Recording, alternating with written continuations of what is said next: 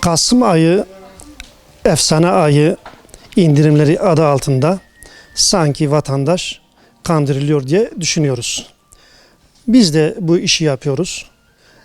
Normalinde vatandaşa tavsiyemiz şu şekilde: bildiği, tanıdığı insanlardan alışveriş yapmaları çok daha doğru olacağını tahmin ediyoruz. Bir de şunu da söylemek lazım. Aslında vatandaşa da düşen bir görev var. Bir de yetkililere de düşen bir görev var. Vatandaş bildiği, tanıdığı insanlara gidip o şekilde alışverişlerini yapmaları daha doğru olacağını düşünüyoruz. Yetkililer ise bu konuda, madem ki vatandaşlar kandırılıyor, madem ki bu konuda şikayetler var, sıkıntı var, yetkililer de bu konu üzerinde durmaları gerektiğini düşünüyoruz.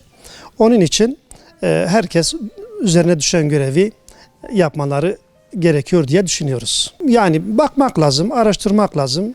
Madem ki sıkıntı var bu konuda, vatandaş bu konuda şikayetçi, o zaman vatandaş bu konuda dikkat etmesi gerekiyor.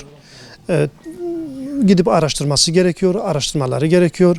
Eğer ben indirim yaptım diyen vatandaş, yani esnafa şey etmek lazım, yani bakmak lazım, dikkat etmek lazım diye düşünüyoruz. Esnafa tavsiyemiz şudur.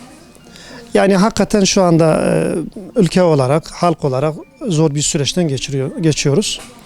Enflasyon almış başını gidiyor. Her şey 3 kat, 4 kat, 10 kat olduğunu herkesin malumu.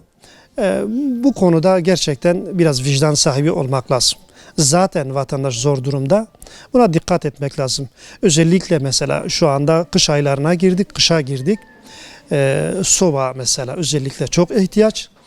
Bu konuda mesela gerçekten vatandaş biraz elini vicdanına koyup bunu yapmasınlar, vatandaşı düşünsünler, esnaf buna dikkat etsinler diye düşünüyoruz.